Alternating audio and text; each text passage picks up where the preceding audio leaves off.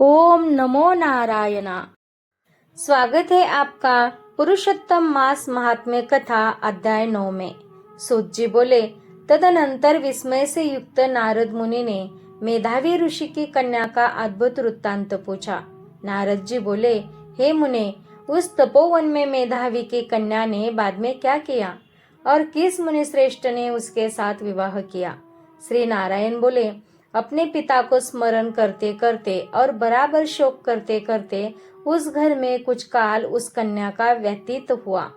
युद्ध से भ्रष्ट हुई हरिणी की तरह घबराई, शून्य घर में रहने वाले, दुख रूप अग्नि से उठी हुई, भाप द्वारा बहते हुए अश्रु नेत्र वाले, जलते हुए हृत कमल वाले, दुख से प्रतिक्षण गरम श्वास लेने वाले, अति दिना घिरी हुई समर्पिणी की तरह अपने घर में समृद्ध सपने अपने दुख को सोचती और दुख से मुक्त होने के उपाय को न देखती हुई उस कृशोदरी को उसके शुभ भविष्य की प्रेरणा से सांत्वना देने के लिए उस वन में अपनी इच्छा से ही परक्रोधी, जिनको देखने से ही इंद्र भयभीत होते हैं, ऐसे जटा से व्याप्त साक्षात शंकर के समान भगवान दुर्वासा ऋषि आए।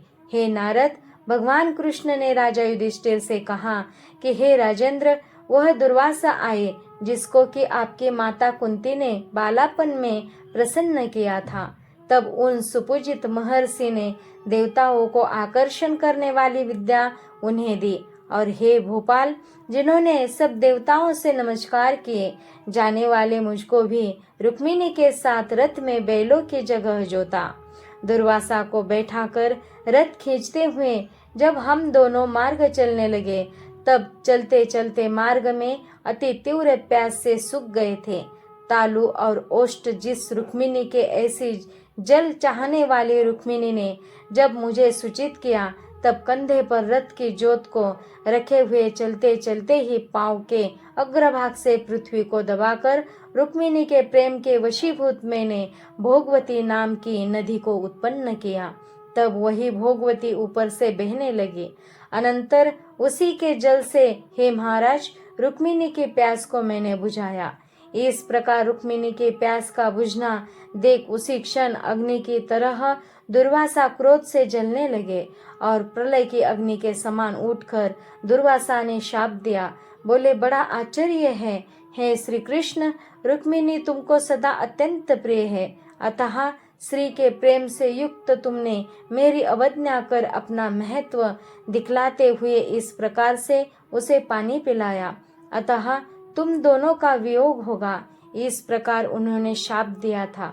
हे युधिष्ठिर, वही यह दुर्वासा मुनि है, साक्षात रुद्र के अंश से उत्पन्न दूसरे काल रुद्र की तरह महर्षि अत्रि के उग्र तपरूप कल्प वृक्ष के दिव्य फल, पतिव्रताओं के शीर के रत्न, अनुसुईया भगवती के गर्भ से उत्पन्न अत्यंत मेधा युक्त दुर्वासा नाम के ऋषि, अनेक तीर्थों के जल से भीगी हुई जटा से भूषित सिर वाले साक्षात तपोमूर्ति दुर्वासा ऋषि को आते देखकर कन्या ने शोक सागर से निकलकर धैर्य से मुनि के चरणों में प्रार्थना की।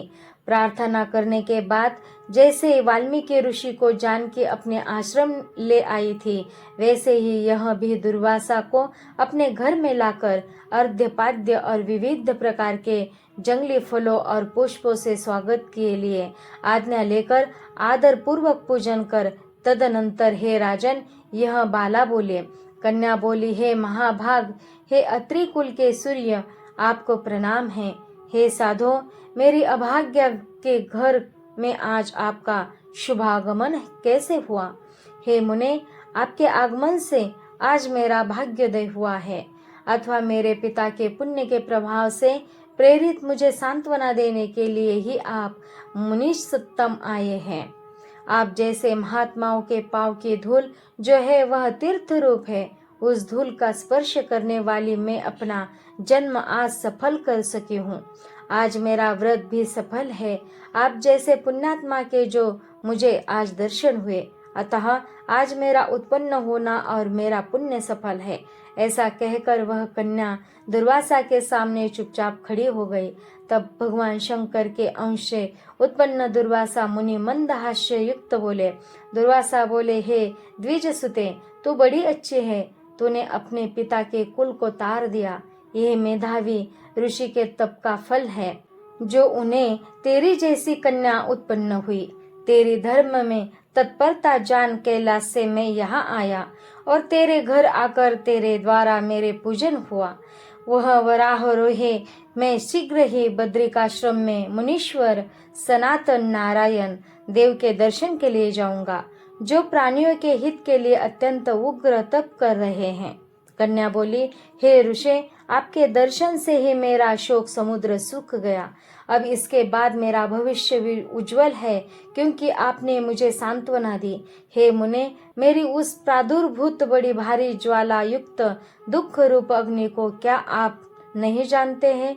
हे दया सिंधु, हे शंकर, उस दुखाग्नि को शांत कीजिए। मेरे विचार से हर्ष का कारण मुझे कुछ भी दिखलाई नहीं देता। न मुझे माता है, न पिता, न तो भाई है जो धैर्य प्रदान करता। अतः दुख समुद्र से पीड़ित मैं कैसे जीवित रह सकती हूँ? जिस जिस दिशा में मैं देखती हूँ वह दिशा मुझे शून्य ही प्रतीत होती है। इसीलिए हे तपोनिधे, मेरे दुख का निस्तार आप शीघ्र करें। मेरे साथ विवाह करने के लिए कोई भी तैयार नहीं होता। इस समय मेरा विवाह न हुआ तो मैं फिर रुष्ली शुद्रा हो जाऊंगी। यह मुझे बड़ा भय है। इसी भय से न मुझे निद्रा आती है और न भोजन में मेरी रुचि होती है। हे ब्राह्मण, अब मैं शीघ्र ही मरने वाली हूँ। यह मेरा इस समय निश्चय है। ऐसा कहकर आंसू बहाती हुई कन्या दुर्वासा के सामने चुप हो गई। तब दुर्वासा कन्या का दुख दूर करने का उपाय सोचने लगे। श्री नारायण बोले, इस प्रकार मुनि कन्या के वचन सुनकर और इसका अभिप्राय समझकर बड़े क्रोधी मुनिराज दुर्वासा ने उस कन्या का कुछ हित विचार पूर्ण कृपा से उसे देखकर सारभूत उपाय बतलाया। इति श्री ब्रह्मनारदीये पुरुषोत्तम मास महात्म्ये 9वां अध्याय। हरि शरणम। ओम नमो नारायण।